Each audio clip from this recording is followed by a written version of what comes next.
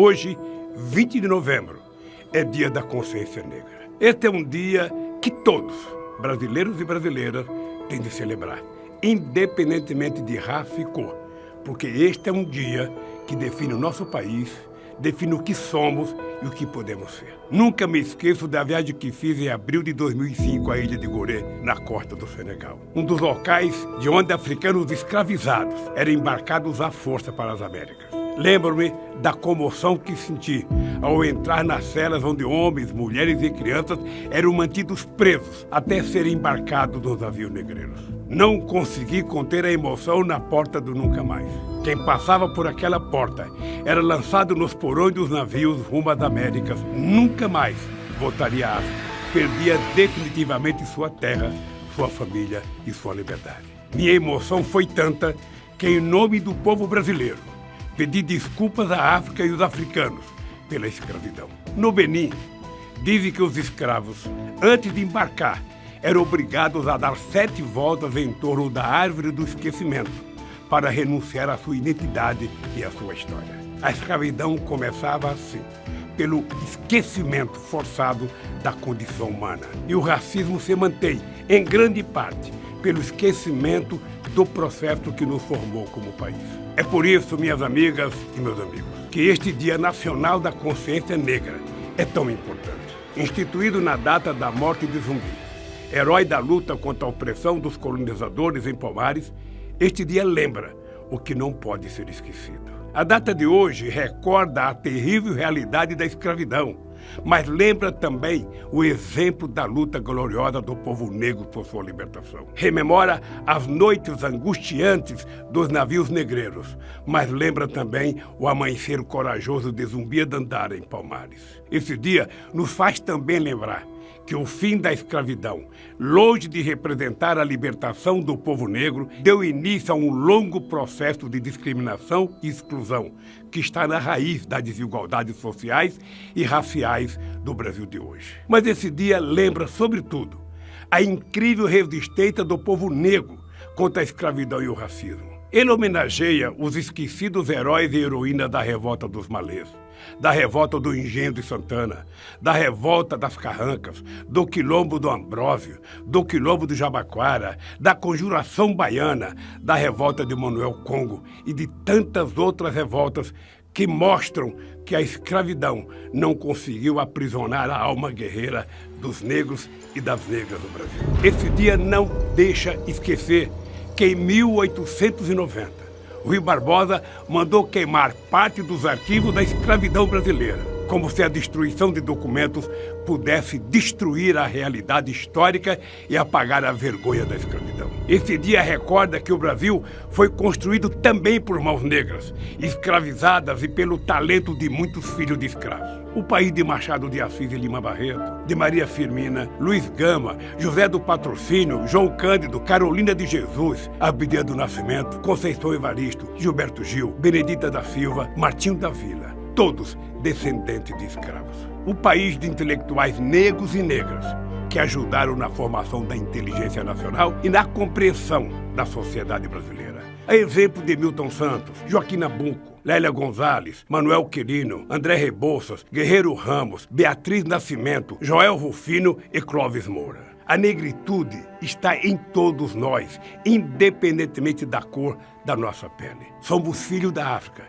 Existe uma grande e bela África no coração do Brasil. Durante mais de 3 séculos, cerca de 12 milhões e 500 mil pessoas foram arrancadas de suas raízes na África, escravizadas e deportadas para as Américas e o Caribe. Cerca de 1 milhão e 800 mil homens, mulheres e crianças morreram na travessia do Atlântico, feita em condições subhumanas. Em média, 14 cadáveres foram lançados ao mar todos os dias, ao longo de 350 anos. Essa é, portanto, uma história de dor e sofrimento.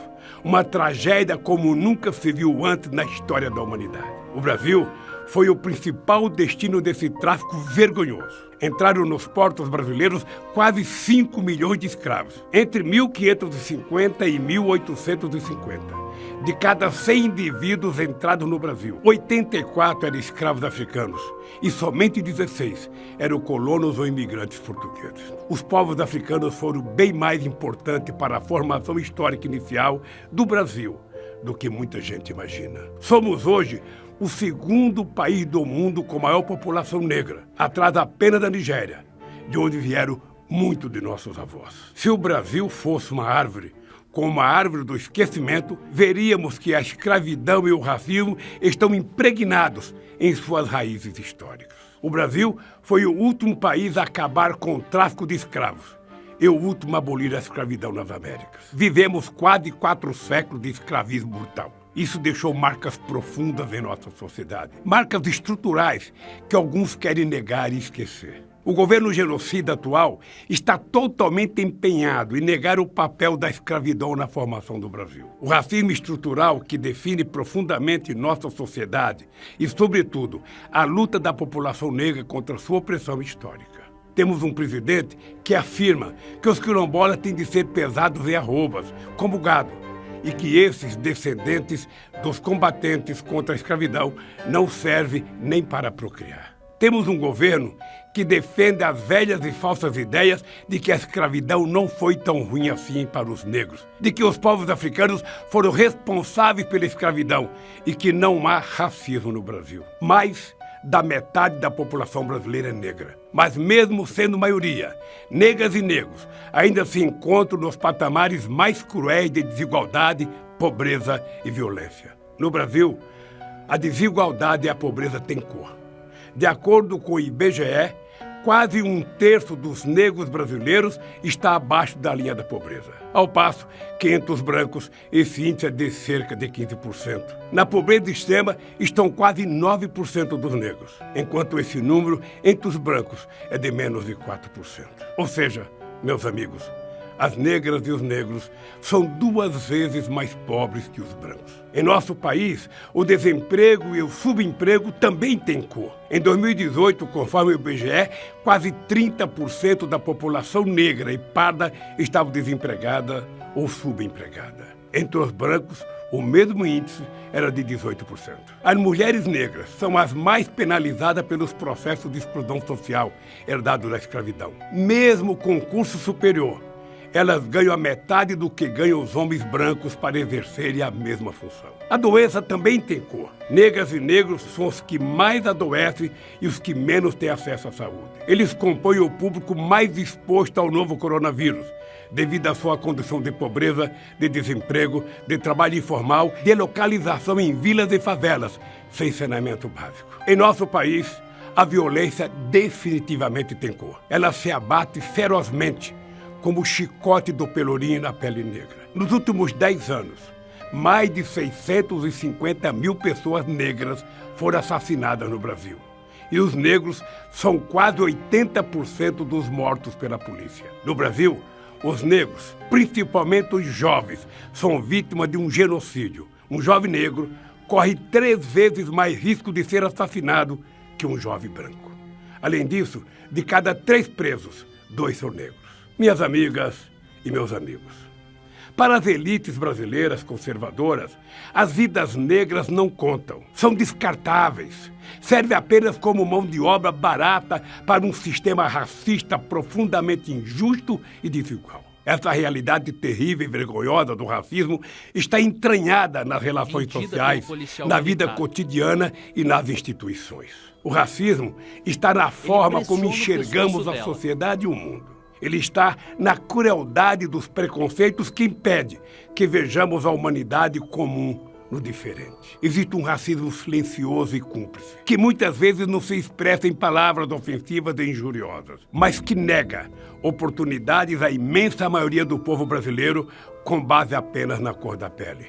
Este é, portanto, um racismo corrosivo, que destrói o nosso futuro, porque impede que milhões e milhões de brasileiros realizem plenamente as suas vocações e talentos. Por isso, O racismo desumaniza a todos nós. Por isso precisamos combatê-lo juntos. Esta é uma tarefa de todos e de todas que acreditam e lutam pela democracia e pela justiça social, e não somente dos negros e das negras. Minhas amigas e meus amigos, nos quase 2 anos de encarceramento injusto que passei, pude ler muito sobre a escravidão e o racismo no Brasil. Descobri que o racismo sempre foi uma prática das elites brancas brasileiras para subjugar as pessoas negras e manter a dominação econômica, social, política e racial. Entendi, com as lições do movimento negro, que as pessoas brancas têm uma grande responsabilidade no combate ao racismo, que existe privilégio por ser branco no Brasil e que mesmo a pessoa branca e pobre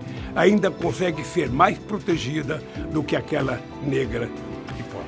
Compreendi quão importantes foram as políticas de ações afirmativas e de igualdade racial implementadas no meu governo e no da presidenta Dilma, como a criação do Estatuto da Igualdade Racial, o reconhecimento das terras dos quilombolas e as cotas para o ensino superior e o funcionalismo público, que vem dando grandes oportunidades para que negras e negros do Brasil mostrem sua competência. Mas hoje tenho a certeza de que é necessário fazer muito mais. Se quisermos ter um futuro de justiça e democracia, precisamos combater e superar o racismo. Não basta não ser racistas, precisamos urgentemente ser antirracistas, sem igualdade étnica e racial. Assim como sem igualdade de gêneros, não há democracia de verdade, não há cidadania efetiva e não haverá desenvolvimento.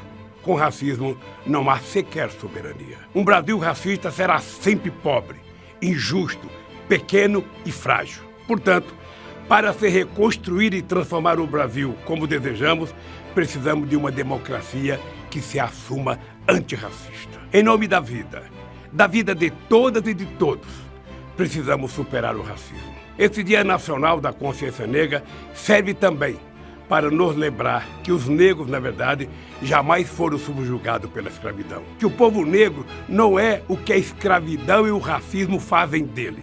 Que ele é muito maior e mais forte do que isso, que as elites deste país tentaram lhes impor ao longo dos séculos. O grande Nelson Mandela escreveu: ninguém nasce odiando outra pessoa pela cor da sua pele, por sua origem ou ainda por sua religião. Para odiar, as pessoas precisam aprender. E se pode aprender a odiar, elas podem aprender a amar. O racismo é filho do ódio e da intolerância. É também filho do medo ao diferente e do desejo de manter antigos privilégios. Ele vem de um mundo atrasado, triste e sombrio. Mas se, como disse Mandela, ensinarmos as pessoas a amar, construiremos todos juntos um novo mundo democrático, igualitário e bem mais feliz. Um mundo sem racismo e ódio. Um mundo com a coragem de Zumbi e Dandara, pois o ódio é covarde e o amor é valente. Um mundo luminoso de vida para o Brasil. Este mundo, minha gente, é possível. Ele não só é possível, este é o mundo necessário para que todos sejam livres, para que todos sejamos humanos. É o mundo de que todos, negros e brancos, precisamos para viver.